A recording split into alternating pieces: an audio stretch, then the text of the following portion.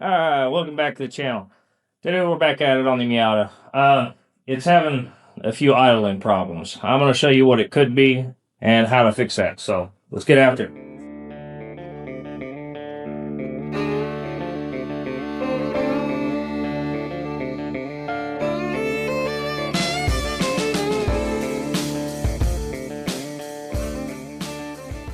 So, first things first, I'm going to link a short below that I've already put out.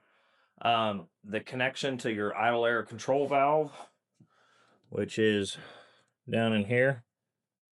I don't know if you see it. Mine was about split and actually smoking. So I had to repin that. But even after repinning that, there's still some problems, which again I'll go into. Mainly, start the car, jiggle on the wire, see if it kills the car. I jiggled on the wire, car died. So I knew I had a problem there. That and it let the smoke out. So we've already repinned that. That's one of the common issues. Next issue, always check inside this plug. Get a light on it. You'll see like green corrosion, kind of like you will on, let's say, Statue of Liberty. Supposed to be copper, turn green. If you see any of that in there or a bunch of stuff in there, this probably needs cleaned out. I've also got videos on that. You can use ketchup, or my favorite for connectors is dunk it in some Coca-Cola and let it sit for about an hour. Take it out, spray it with some electrical cleaner. That's not a permanent fix, but it gets you back on the road. I believe our idle air control valve is dirty. So I'm going to go ahead and take that off of there, get it to the bench, and see you then. Here's our idle air control valve. It's pretty easy, self-explanatory. 2 bolts, 1 plug. What we're going to be cleaning is inside of here, but real quick. Here is the part number for the gasket I got. Like AutoZone, where I went, they didn't have one for my Miata. This is actually for a V6 Mustang, 94 through 98. Idle air control valves are basically the same. So that's your gasket if you can't find it under your make model. Next thing, when we go to clean this, a lot of people use brake clean, stuff like that, which I'm not saying I haven't, but you should probably use electrical cleaner. Sorry, I completely said that wrong.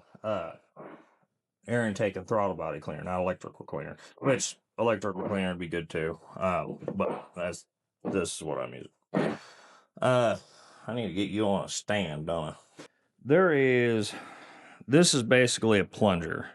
So air goes in one side and out the other, and there is a plunger down here that moves up and down to let air through to the other chamber.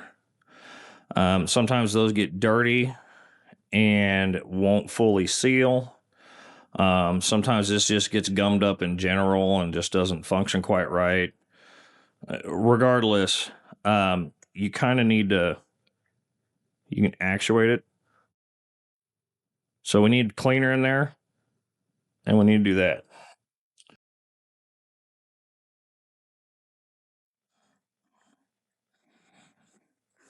Shake it around, leave it open, shake it around. You can also get some Q-tip things. A lot of hardware stores carry these.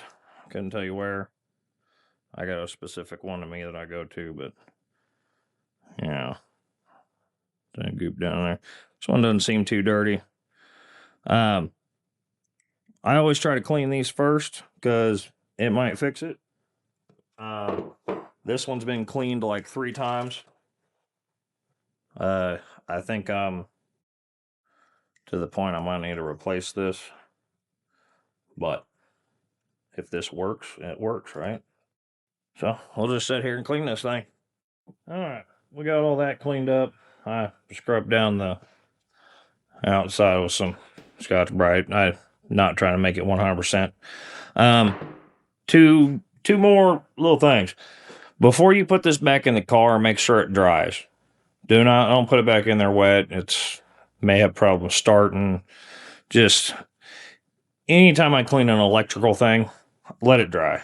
It's not gonna hurt, you know. There's still stuff in that.